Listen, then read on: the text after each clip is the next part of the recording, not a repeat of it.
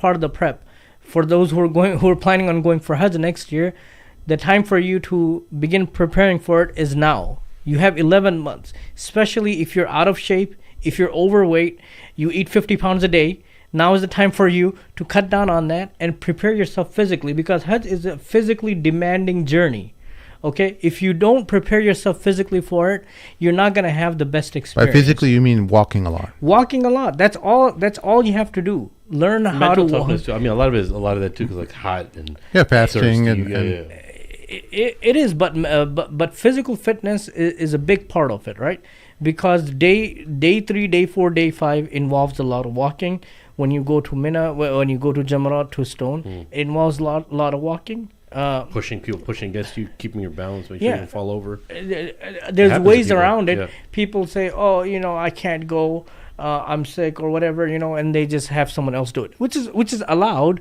But you have to ask yourself, what kind of Hajj am I performing? What is the quality of Hajj that I'm performing? This is one ritual that Allah subhanahu wa ta'ala asked me to perform. This is once in a lifetime for me. Once in a lifetime. For most of the people, this is once in a lifetime, you know? Yeah. What's the quality of Hajj that you're doing? Yes, there's a fatwa for you that makes many things easy for you, but in my opinion, there's fatwa is there, but then where's your taqwa as well? Yeah. Yeah. So there's a group of Muslims. They see the hot temperatures in the Hajj right now. Say, you know what? I think I'm going to wait for it to come back into the colder months. Is that, obviously we don't know when we're going to die and stuff like that, but would you advise them? Okay, if you can. No, I would not advise them. I would advise them, I would advise them what Sharia advises. What Sharia advises is fulfill the obligation of Hajj as soon as you have the ability to do so without any delay. Mm-hmm. Hajj, if it's hot, that's fine. There's ways to deal with it. Yeah. Learn how to deal with it. Plan for it. Some brothers say that if I have to go to Hajj, then I have to take my wife with me. Then I have to pay double the amount of what my Hajj is. Should I just go anyway? And then maybe hopefully one day I have enough money to take her and myself. They can do that too. Yeah. Okay. They can do that too. They don't have to do it together. But I can tell you, I know many stories, even personally too, that if you have the intentions, if you have the right intentions, Allah subhanahu wa ta'ala is going to make a way for you and your wife and your parents and your family. Even if you, let's say that this year I could only go alone, and I did have people like that in my group who came alone, who didn't bring their wife because they couldn't afford it for whatever reason.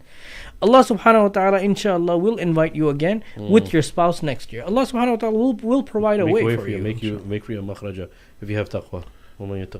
So one of the brothers, he paid the nusuk package. He didn't get selected, but he never got his refund back. He ended up going for Hajj this year, and he was able to fulfill it, alhamdulillah, but he still hasn't received his deposit that he gave nusuk a year ago. What would you advise him to do? Should he contact some prince or something and say, "Hey, where's my money"? No, I don't know any princes. Contact Mr. Raji.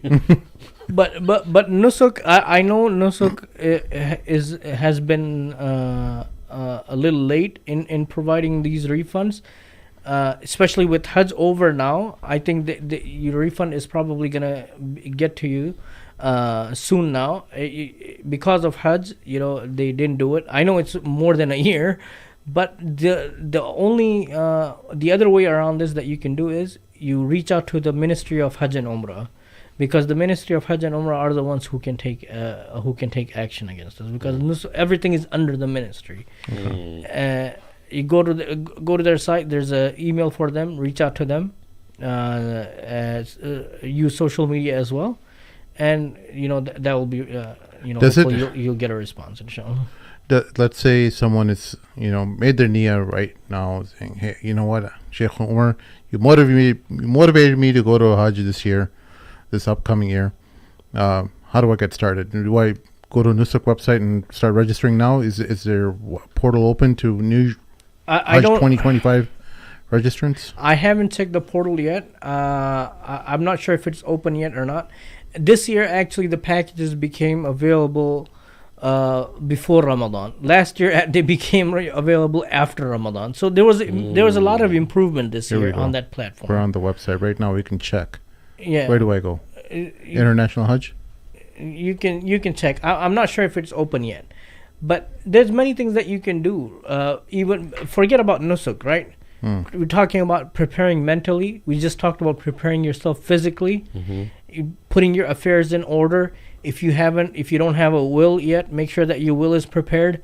You know, there's mywasiya.com. Mywasiya.com. You know, I recommended that, and there's other ways that you can do that too, right? I mean, work with the local attorney. Know the fiqh, get brushed up on the fiqh. Learn a little bit of seerah too. I think that always helps. Knowthefiqh.com. Chef's favorite. The fiqh, learning about the rituals of hajj is one of the most important things. Many people go with this mindset that I'm just gonna follow whatever the scholar is telling me. Okay, that's fine. You can do that. You should do that. But then again, like, this is one ritual that Allah subhanahu wa ta'ala asked you to perform for His sake.